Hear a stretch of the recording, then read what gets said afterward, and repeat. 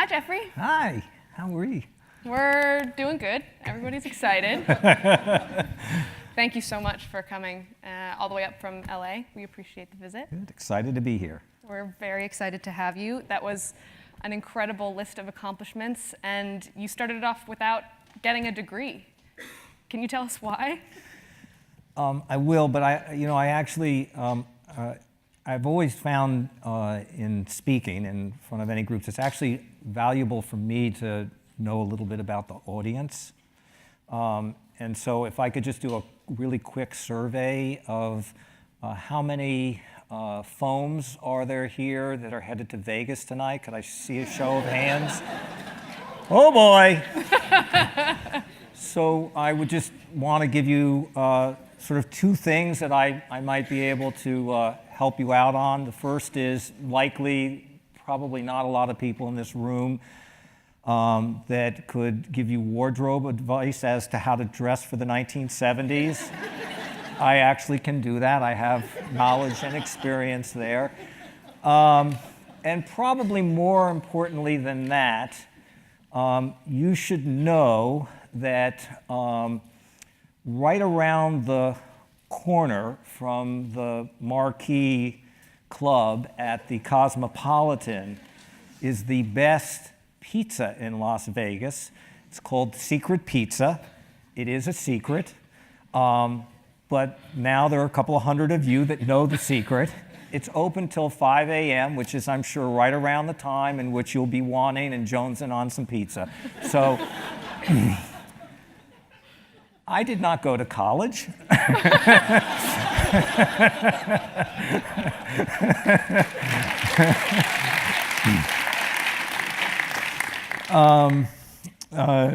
It's an interesting thing that I partnered in 1994 with Steven Spielberg and David Geffen. The three of us do not have a college degree, so whatever that's worth for. I didn't go to college because I actually started working very young. As a teenager, I volunteered for a man who ran for mayor of New York City, John Lindsay, who had been a congressman on the Upper East Side. Lindsay was really an incredibly charismatic, very forward-thinking, very, I think, engaging and thoughtful, unique, liberal politician, and came in a time in an era where participating and giving and being involved in civic, was pretty powerful. The late 60s was, a time of a lot of civil rights movements, really, changing moments in our culture and our society. And being there in politics, in government, was a very exciting thing. And I started very young as a teenager and continued to work. And when that moment, I did go to college for a moment. I registered at NYU because it was the closest college to City Hall. And in that era, you actually only had to hand your class card in and then show up for exams. So it was pretty easy for me to go to college. I think in 1970, the first midterm exam overlapped with the first police strike in a modern city in America. The police went on strike in New York City, which had never happened before. And I thought I could do better there than in a college classroom, and that was the end of my college career. What did you learn from those years that you've taken into your career later? Oh, everything. I mean, it were lessons in life and about people and, values and seeing the harsh realities of the streets of New York and the goods, the bads, and the uglies. And honestly, there's not, in those 5 or 6, 7 years that I worked for the mayor, I actually saw everything. I was a advance man for the mayor and who loved to be on the streets of New York, felt that he should be there whenever, wherever anything exceptional or extraordinary was happening, and it required the resources of government to be there and respond. So every time and any time anything bad happened, he wanted to show up and make sure that government was there doing its job. So whether it's a tenement would burn down, or a subway accident, or a police officer shot in the line of duty, or a water main break, or anything that was at all disruptive, he felt as the leader of the city, he should be there front and center to see that the city did its job. And so for me as an advanced man, it pretty much put me in the wrong place at the wrong time pretty much every day. And so you learn about amazing, amazing things about life and death and moments of happiness and sacrifice and just everything. It's just the entire rainbow of colors of everything around life were reflected in those experiences. And I think they just served me very well, and they matured me in a way, and they gave me a confidence about myself, I think, which was unique and for somebody so young. I had these life experiences at an extremely early age. And a sense of responsibility as a leader that would. Yeah, that you can make a difference. Hollywood. This idea that you can't change the course of things. I don't buy that about anything, but particularly, I think that, and even today I think about it. People feel like, well, if you don't like something, what do you do about it? And I would say, well, you have two things, and they are invaluable. And I think we tend not to understand how important and how valuable they are. It's your voice and your vote. And so right now, today, we're sort of going sideways here. For me in politics today, I don't think there's ever been a more important time in which we have to exercise our voice and our vote. And we have elections that are coming up later this year. We have elections that are coming up in, a little more than 2.5 years. And for me, in terms of what I'm more focused on than anything else today, is I would love to see this next election cycle, these next 2 election cycles, particularly 2020, I would like to see a participation and a turnout in our democracy, the likes of which our country has never experienced before, because the stakes have never been higher. And so for this audience in particular, there's nothing more important than voter registration and voter participation. It is the foundation of our democracy, and it is a choice. It is a moment in time in which we actually get to determine the course of our country and our leaders. And we only have ourselves to thank or blame for, where we are. Go vote.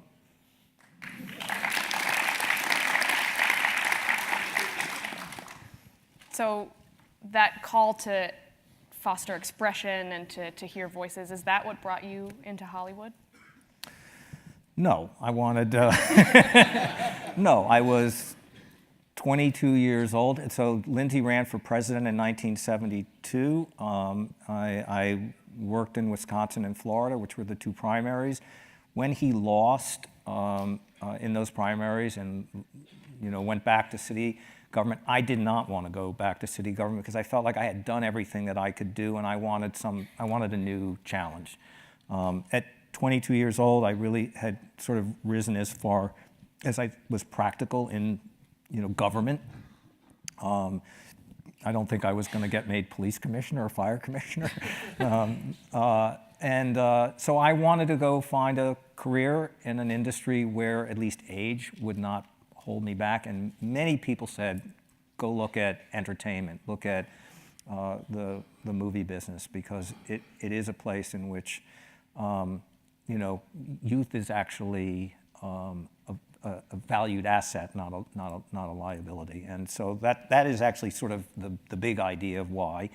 And I got a couple little opportunities, but then I had the really great fortune of meeting this amazing person, Barry Diller, who invented something called Movies of the Week, which we don't have anymore on TV, but it was really both a creative and an entrepreneur. And he had just been made the chairman of Paramount Pictures at the age of 34 years old. which is rather extraordinary. And Barry hired me as his gopher, and which I think I went to work when I was 23. And then over the course of the next 11 years that I worked at Paramount and I worked for Barry, he did one of the most amazing things, which is he really genuinely mentored me. He invested in me, he believed in me, and he, in a very, really sort of almost thoughtful, methodical way. I didn't understand it at the time, but he had me work in every area of the company. And so by the time I was 29 years old, so I'd worked for 6 years. I was in marketing and distribution and international and negative pickups and TV, and I had all these experiences where I would work for a year or so in one of these, and then he'd move me into something else, and I didn't see any grand plan here in this. I guess I just was getting moved around a bit. But when I was 29 years old, 30 years old, he made me president of the studio. And I actually could do the job. And the only reason I could do the job is that because he had taken the time to actually train me and give me the resources to function in the job. Can you tell us a little bit about a day in the life as the head of a studio? Well, yeah, I mean, I'll focus just maybe narrowly on movies because that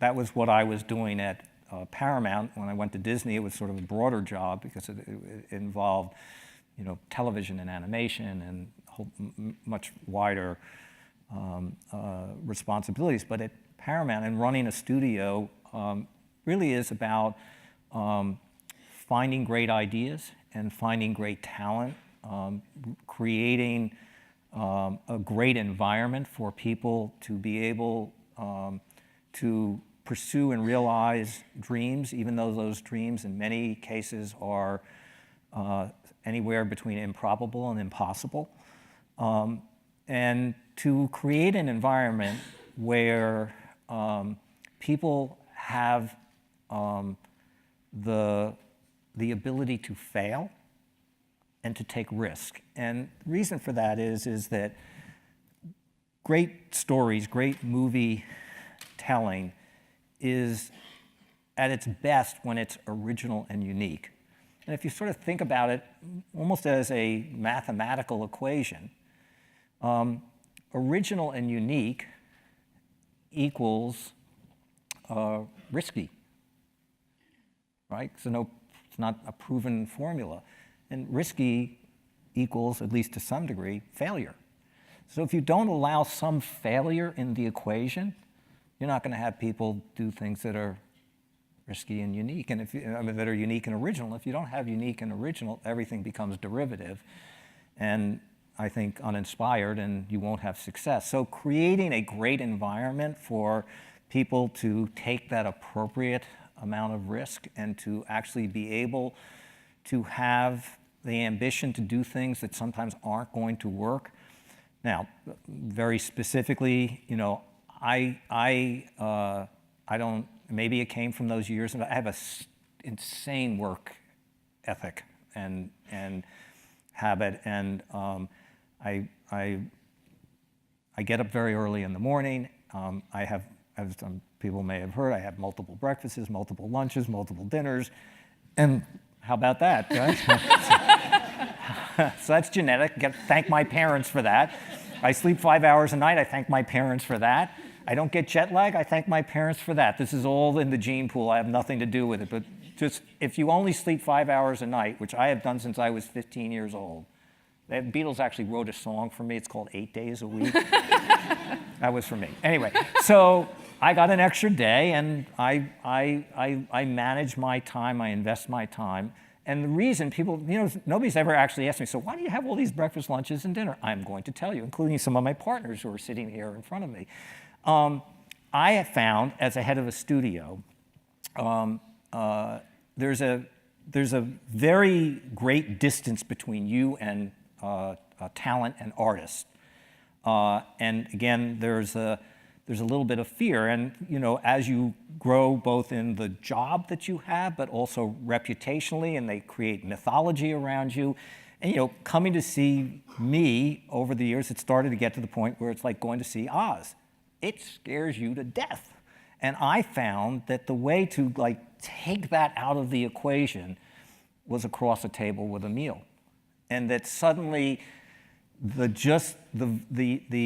relaxed nature of sitting at a table with somebody coming and bringing, food and eating just gave me an ability to connect with people way, way, way better than I could across a desk in an office or sitting, on the other side of a couch. And so I just found that I'm way more productive in life. So I would get up and I would have breakfast at 6, 7, 8 in the morning. All 3 of those, by the way. And so, in a studio, a typical Monday morning, we would, the first thing we would do is have a weekend read. So probably maybe the most important, valuable thing as an executive that you have to do is read. And I think that all great movies start with a great idea. All great ideas must have a great story. And so reading is essential. And I will tell you just how demanding it was. Is a typical week for me when I was at Paramount is I would actually read 10 or 12 screenplays a week. And I'm not a super fast reader. I'm dyslexic, and so I actually have to read a little slow. And so it would take me almost 2 hours to read a screenplay. And I used to actually start at 6 o'clock on Saturday mornings and read till 5, 6 o'clock in the afternoon, and then come back and probably do about half of that on a Sunday. For years, years and years and years, I have read thousands of screenplays, literally. So then on Monday morning, we all would come in and we would actually talk about what we read and what were the good ideas and who were the great writers. And then you'd move through the day and there would be things about meeting with filmmakers and hearing what their take on their story was, why they wanted to do it. And then, kind of through the process of a movie of everything from the, assembling the team around it, the producers, the directors, the cast, pretty much every element of it. Where was it going to be done? The budget, the marketing. So these are all elements of movie making, and they're still, kind of relevant today, and it's probably organized a little bit differently today, but certainly back then that was what a day was for me. And we would have previews of our movies. We always found a great collaboration with our audience when we'd have a movie that was a work in progress. Having that moment where a filmmaker, a storyteller could actually hear an audience in that sort of just natural, involuntary response to a film, and to see, was it going too fast? Was it going too slow? Was it confusing? That's just, just sitting in the back of an audience. It's not about sort of testing. It's not about sort of filling out preview cards, which I'm sure everybody has done. That stuff's kind of nonsense. But just sitting in an audience, you can tell so much about things that are working and things that are not working. You've described your work ethic and giving all Saturday, part of Sunday, making work your life. Have you seen that have a really strong impact on the teams around you? How has that evolved for you? Well, fortunately, it's evolved because I started off sort of, I guess, a Neanderthal, because I actually once said a number of years ago, if you don't come to work on Saturday, don't bother coming on Sunday. Now here's the problem with that. When I said it, I meant it.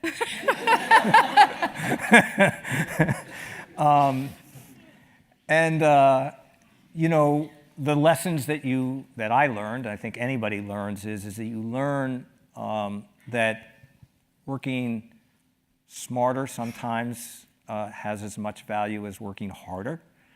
And you also learn that having, what is sort of popularly referred to as sort of work-life balance is not just a nice theoretical thought. I think it's actually true. And so I can kid all I want about it, but the fact is I have a wonderful family. I have,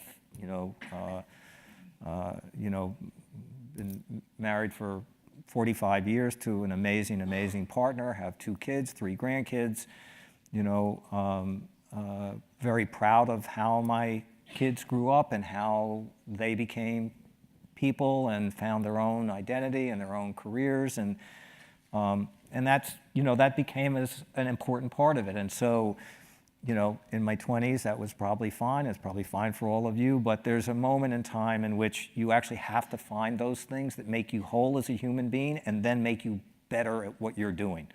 And so having that, that element as an important part of your life is, I think, an invaluable asset of doing a great job. As the boss, respecting that in your team and the team around you and what you're building. Have to. Yeah. So if we move into the Disney years, everyone has a favorite child. So do you have a favorite film from that time?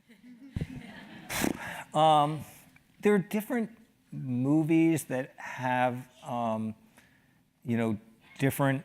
So first of all, the other genetic defect I have, in addition to those others that I gave you, is that I don't have a reminiscent gene, and so I tend not to look back. And most of all, when something's finished for me, I turn the chapter and I go to the next thing. And so at least to date, I've not yet found that moment to turn back and actually be reflective in a way about it. But there are things and stories that I have told over the years that had a connection to me because I had something to do with the idea itself, and the idea was in some way a reflection of something going on for me. I say that, and I want to wave the flag of saying I had some piece in that, because I don't want to take credit from great writers, great directors, great filmmakers whose names are on these things. It's just, you know, there was this Sam Goldwyn, who was one of the great producers in early Hollywood, had an expression which I loved, which he said, you know, credit you give yourself isn't worth having. And so I say that as a caveat here of the story of The Lion King is a reflection of something that happened to me in my life in my 20s, and I wanted to tell that in a story. Not the Hamlet part, that I had nothing to do with. There's a guy, Willie Shake something or other, he was that.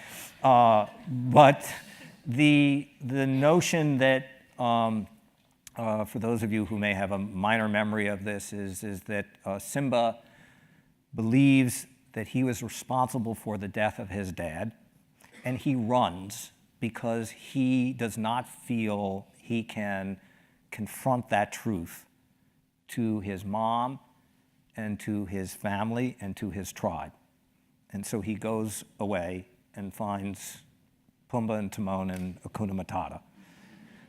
And eventually, Nala shows up, this childhood friend of his, and reminds him of what's there. And then between Rafiki shaking his magic wand and Mufasa from up there, you must return, he goes back and faces his truth. And I had a situation in my life, in my career, in which that happened to me, not in the familial way, which I felt would be the way in which we could all relate to it, but there was a set of circumstances in which everything was on the line for me, and there was a chance for me to cut and run, and I knew ultimately someday you cannot run from the truth. The truth will find you. And so I made a very bold and very hard and very difficult decision for me to come back and face the truth. And by the way, the outcome was great, you know, for me in doing that. And I just felt that was such a life learning lesson for me that I wanted to try and tell that in a story. There's another movie I made, which probably many of you don't never know or maybe barely heard about, which was also a reflection of something for me, which is about how I feel about life. I actually don't like the word no. Maybe some of you do, but it doesn't work for me. And pretty much any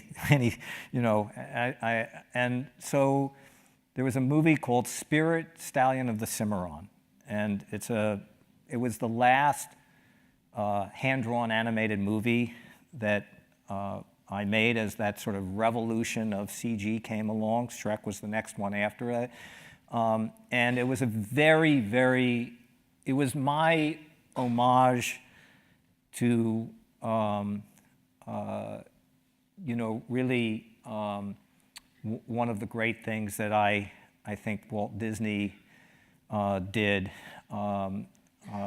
which was it's to allow animation to be its best and to let the pictures do all the storytelling. So the lead character, which is this indomitable character, Spirit, he doesn't talk, right? So it relies on animation to actually tell itself. And it's a musical, and nobody sings other than Bryan Adams, who sings this sort of, kind of soundtrack to it. So it was a really incredibly ambitious, very risky animated movie that failed, but not for me. And that story specifically of Spirit, which is he is a character that no matter what the circumstances, his optimism and his determination would not allow him to fail, and that's me.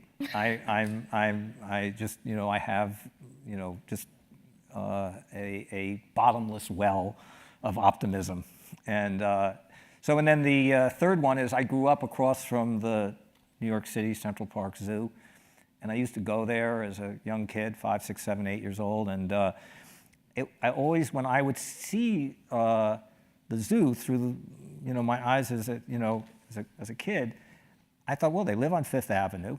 I'd see they got fed steak every day. They were groomed and taken care of, and their cages will all be washed and cleaned every day. And I thought, God, these animals, they live in the top of the line. And I thought, well, what would happen if they had to actually go back to Africa? And there is Madagascar. It sounds like this incredibly personal connection for you in making these films is the ones that really stick with you. Well, of the animated ones for sure, but they're great movies over the years that are just, wonderful things where great filmmakers, great storytellers, great artists, had these amazing stories they wanted to tell, and just to kind of be on the sideline cheerleading them, helping them realize those things was just very exciting. But, I made 406 live action movies. When I say I made, they were made while I was overseeing these studios over the years, and 41 animated movies, and it was a lot. And man, there are just a ton of dogs in there. You had an abrupt departure from Disney. Can you talk to us about what that was like? Sure. So in the summer of 1994, the #1 movie in the world was The Lion King. The #1 album, soundtrack, or actually record, period, was soundtrack to Lion King. Sold 27, 28 million hard copies. Anybody want to think about that today? With that, with that light, that's how extraordinary that is. The #1 home video in the world was from Aladdin the year before. The #1 show on Broadway was Beauty and the Beast. The #1 TV show was a show we produced called Home Improvement. The #1 book on the New York Times best. You get the idea. It's like, at a moment in time, and I don't know whether that's happened again since or not. Maybe it has, certainly possible for the Disney company today. We had #1 of every single place that we produced for, which is pretty much across the entire spectrum of things that are around entertainment and culture. I got fired. And it was horribly ugly. I mean, we had been together with the CEO of the company, Michael Eisner, and I have been partners together for 18 and a half years. And I guess the analogy I would make, except I'm fortunate and I have not experienced this, but I have friends that have, it's like a marriage that went perfectly to a point and then somehow or another just got unaligned. And there's a reason for this, is that Michael and I had this amazing marriage counselor who was the president of the company, an amazing guy, selfless, one of the most selfless people I've ever met. His name is Frank Wells. And so there was Michael as the CEO of the company, and Frank was the COO, and I was the CEO of the Walt Disney Studios. And Frank, for all of these years, 10 years, he was the guy that always kind of made things right between Michael and I, and that when we would sort of get unaligned or at each other, or I wasn't being sensitive enough or not being inclusive, or whatever those things are, Frank would come in my office, sit down, and put his feet up on the table and go, I think there's a better way of doing this. And he managed to do that. And then quite tragically, in April of 1994, he died in a helicopter crash.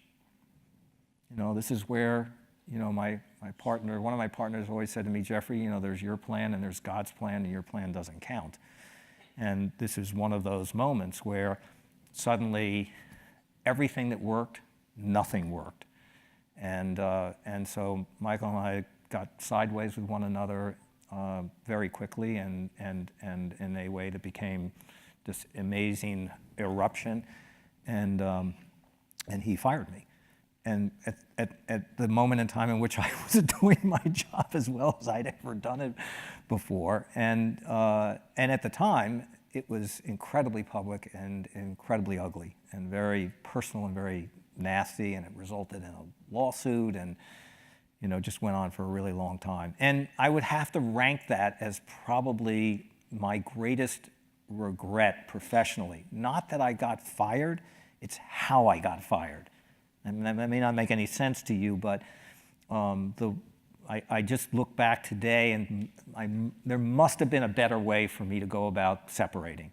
And I if I could have a do-over, at least I would try and do that. And I don't know that it would have a different outcome.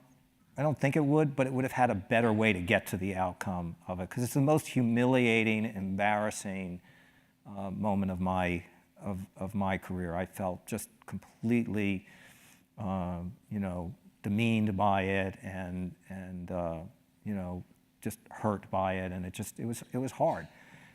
8 days later, after getting fired, I started Dreamworks with David Geffen and Steven Spielberg, so I got over it in about 7.5 days. Pretty quick turnaround. Yes. But I hear so much love for the films and the people involved at Disney, and I really appreciate that you shared all of that with us.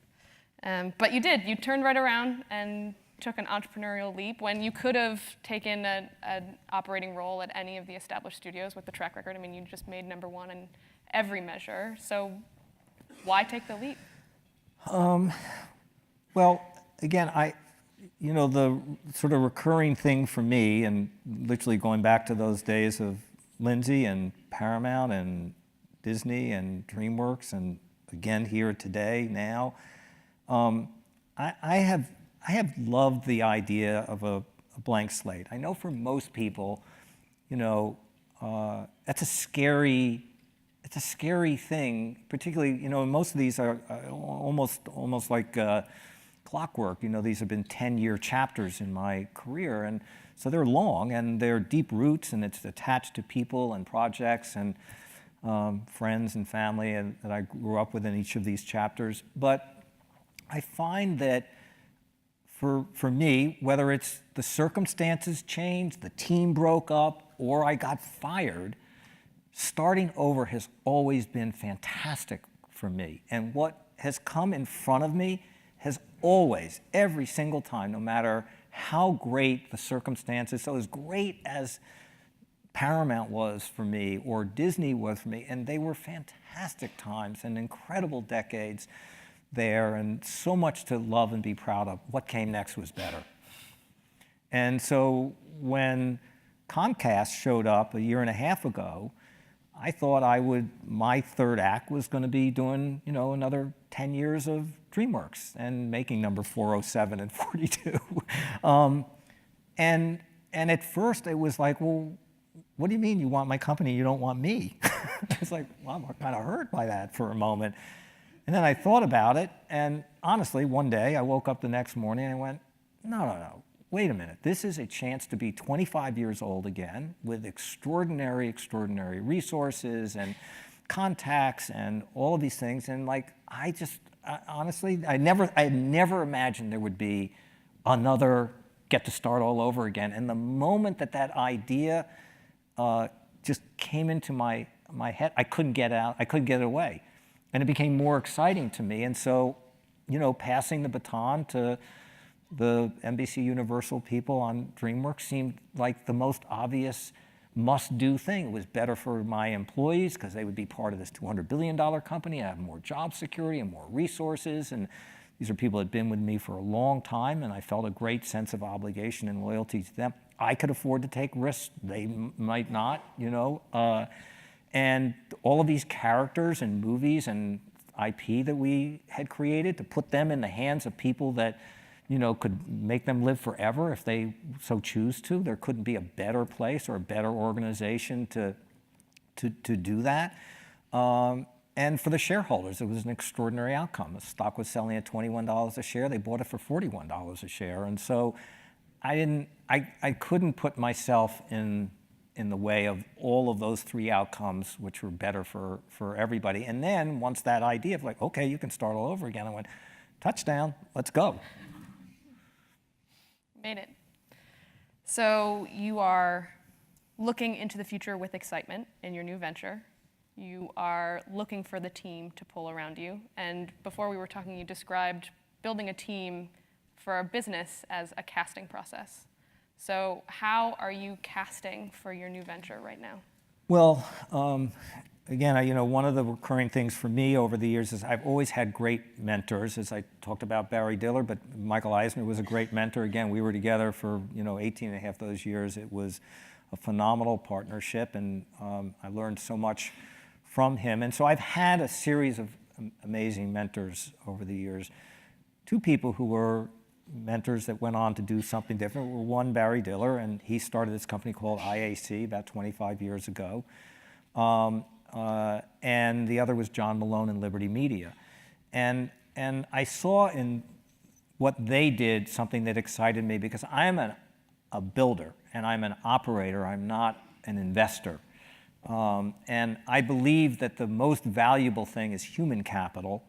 To build businesses, to do things, obviously you need the cash to be able to do it, but the most valuable thing is human capital. And so in starting WonderCo, I wanted to put together a partnership of people that if today you were going to have a business, either one that you were starting or one that you already had started, and you wanted exceptional resources to help you take that to some, great new plateau, that within WonderCo, we actually had everything you would want in a C-suite.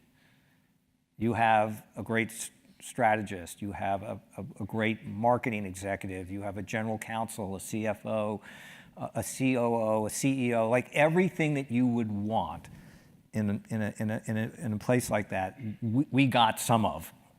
And so to have that as sort of the resource, because when I look at Barry Diller and John Malone, that's what they've done. They have found companies around ideas and around entrepreneurs, and then they have put a ton of people capital into those enterprises. And Diller started IAC 25 years ago. His idea was the intersection of the internet and to be able to create commercial consumer transactions on it. So everything from Expedia to, I'm sure no one in this room has ever actually done anything that has anything to do with Match.com.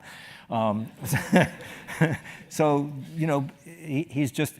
Barry's probably built literally 70, 80, 90 billion dollars worth of market cap. I mean, it's like a quiet story, not maybe that well told, but he's literally one of the greatest entrepreneurs of our time. And I think right now, today, is exactly another one of those moments. And today, that intersection is technology and the intersection of video and the application of video against or integrated with technology, and how transformative and imperative that is going to be for what I think is the next evolutionary, if not revolutionary, part of our world today.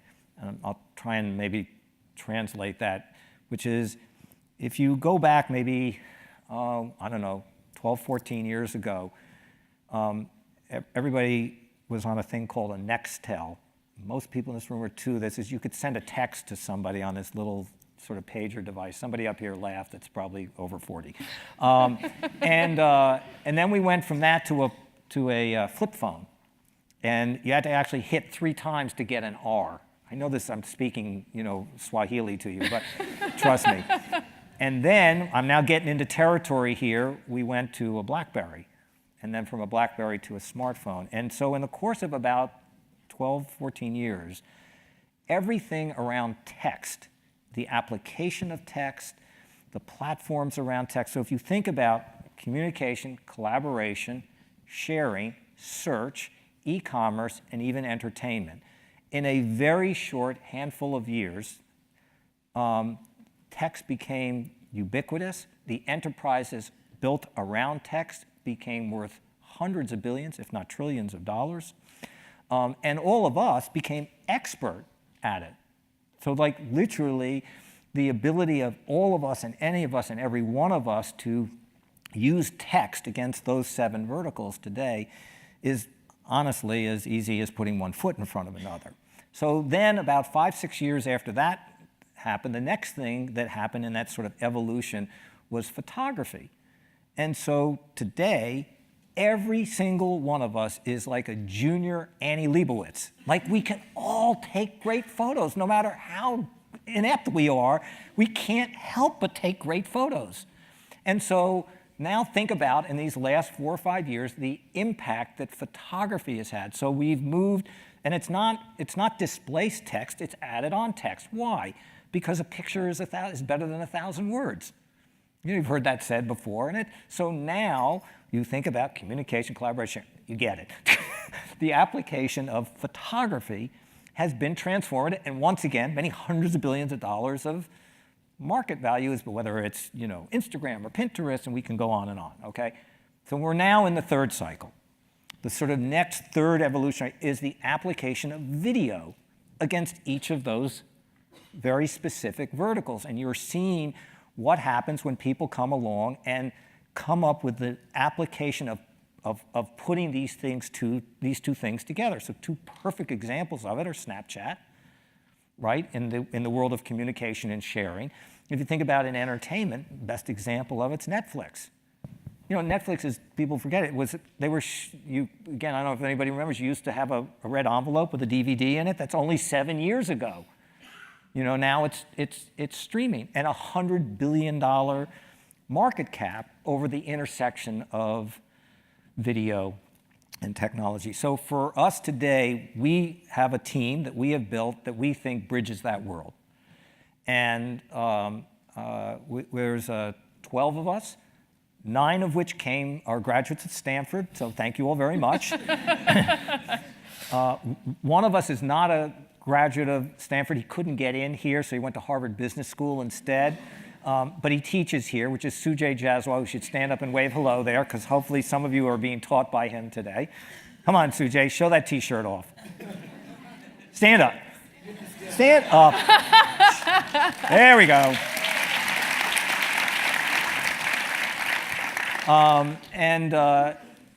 So we have a partnership that I think is a great marriage and collaboration between Northern California and Southern California, which right now at this moment in time is highly unique because we are different cultures, we actually speak different languages, but our codependency on one another, the integration of these 2 worlds is like literally these 2 trains that are on their way at one another. And so for WonderCo, we believe we have the human capital to facilitate that and to take advantage of it and to be entrepreneurial around it.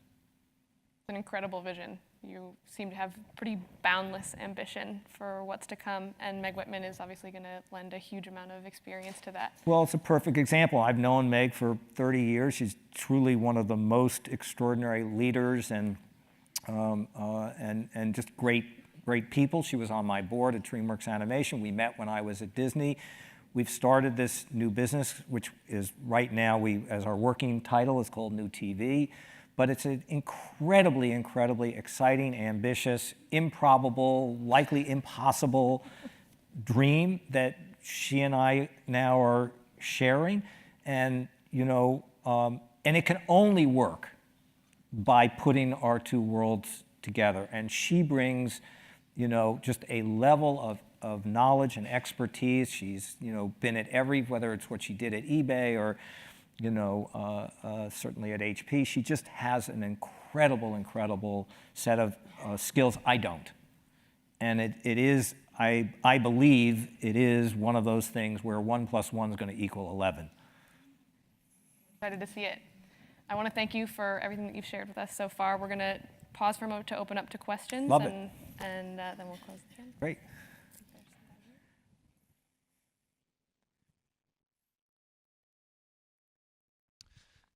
All right, my name is David. I'm a second year here, and I'm inspired by your talk of the movement from the first to second to third wave of video. Does WonderCo have any sort of ambitions on saying what's after the third wave? Well, no, because we got to get to the third wave. I think we're at the beginning of the third wave, but I actually think that, when you could just, you just imagine what the application is. Let me give you just one place here, which is, e-commerce. So think about how much e-commerce was changed from text to photo, right? That the ability that you could actually look at commerce on your phone and see displayed for you, every single version of a Nike sneaker you could imagine. Right? Okay, now move to video. And video, which is how the human being actually functions, sight and sound, is really the way in which we ingest data in the most effective, most efficient way, and we can put emotions around those things. So now think about how all those versions of Nike will look like in video.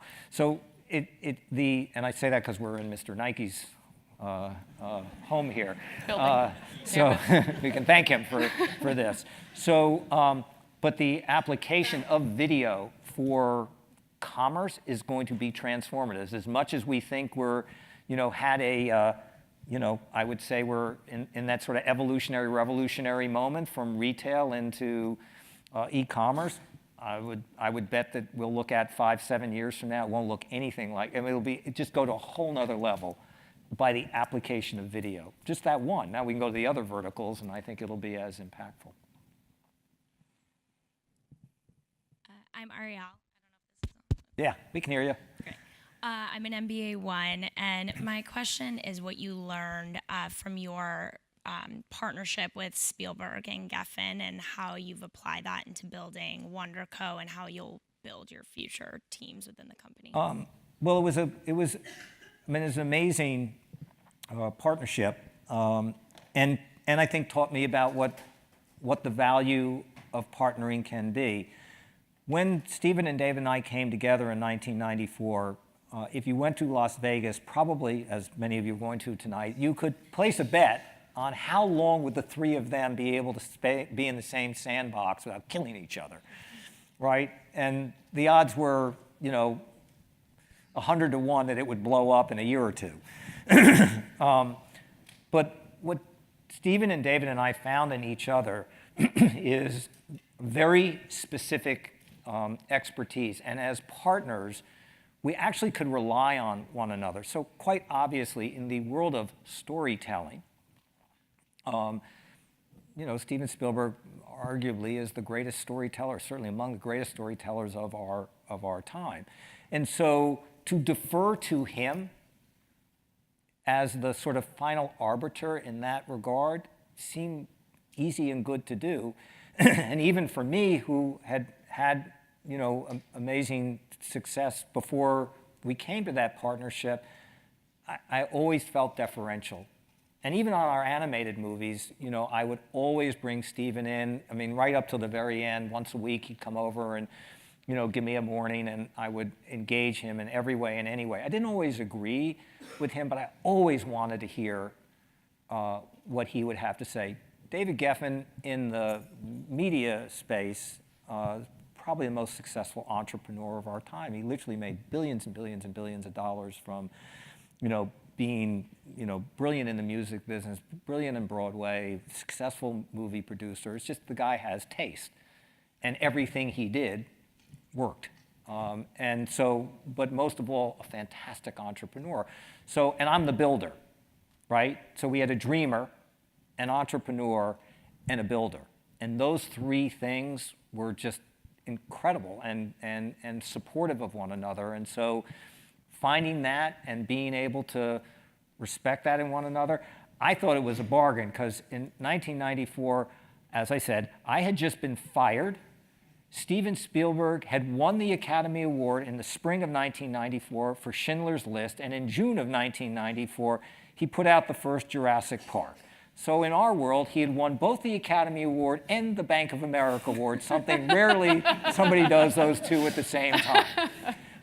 David Geffen had actually just recently sold his music company for the third or fourth time for another $1 billion to Universal. And when I got fired, I went back to my office. I left Eisner's office, and when I walked back to I did not know this at the time, just to give you an idea how kind of nasty it got. So I'm in his office, and he says, well, I don't think this is going to work any longer, stating what at that point was truly the obvious.